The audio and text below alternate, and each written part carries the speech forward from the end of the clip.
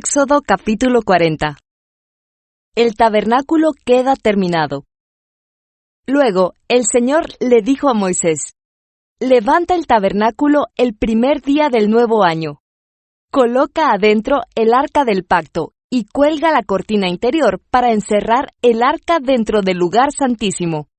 Luego, manda traer la mesa y acomoda los utensilios sobre ella.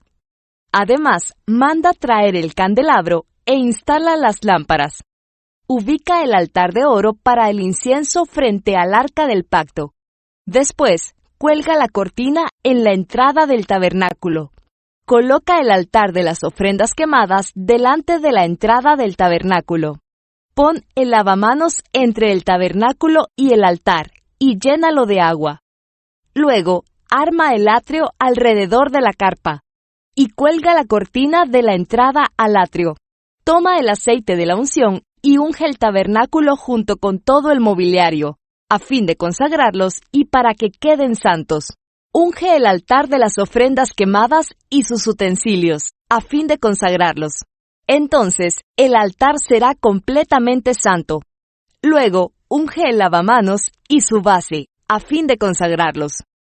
Lleva a Aarón y a sus hijos a la entrada del tabernáculo y lávalos con agua. Ponle a Aarón las vestiduras sagradas y úngelo. Así quedará consagrado para servirme como sacerdote. Luego, haz que se acerquen sus hijos y vístelos con sus túnicas. Úngelos como ungiste a su padre, para que ellos también me sirvan como sacerdotes. Al ungirlos, los descendientes de Aarón quedan apartados para el sacerdocio por siempre, de generación en generación. Moisés hizo todo lo que el Señor le había ordenado. Así que el tabernáculo fue armado el primer día del primer mes del segundo año. Moisés levantó el tabernáculo. Primero, situó las bases. Encajó los soportes. Fijó los travesaños y colocó los postes. Luego, extendió las cubiertas sobre el armazón del tabernáculo y puso las capas protectoras encima, tal como el Señor le había ordenado. Entonces, tomó las tablas de piedra grabadas con las condiciones del pacto y las puso dentro del arca. Después, sujetó al arca las varas para transportarla, y a la tapa del arca, el lugar de la expiación, la colocó encima. Luego, llevó el arca del pacto dentro del tabernáculo y colgó la cortina interior para protegerla de la vista, tal como el Señor le había ordenado.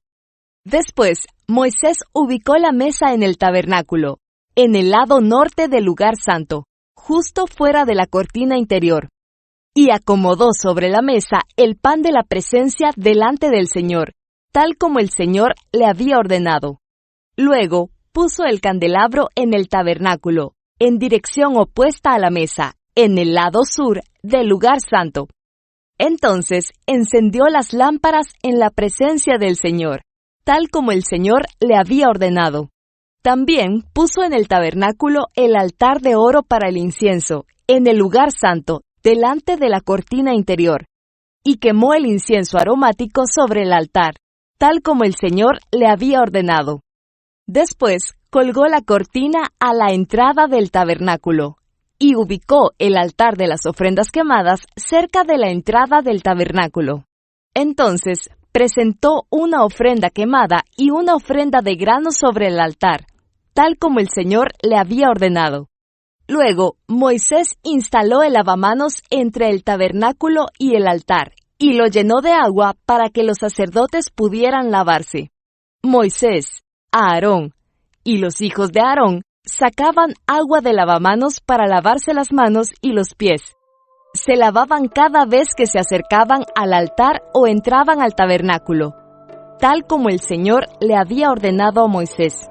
Después, Moisés colgó las cortinas que daban forma al atrio que rodea el tabernáculo y el altar. Por último, levantó la cortina en la entrada del atrio.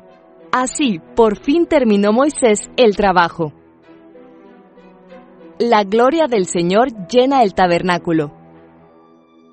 Entonces, la nube cubrió el tabernáculo, y la gloria del Señor llenó el tabernáculo. Moisés no podía entrar en el tabernáculo, porque la nube se había posado allí, y la gloria del Señor llenaba el tabernáculo. Cada vez que la nube se levantaba del tabernáculo, el pueblo de Israel se ponía en marcha y la seguía. Pero si la nube no se levantaba, ellos permanecían donde estaban, hasta que la nube se elevaba. Durante el día, la nube del Señor quedaba en el aire sobre el tabernáculo, y durante la noche, resplandecía fuego dentro de ella, de modo que toda la familia de Israel podía ver la nube. Eso mismo ocurrió durante todos sus viajes.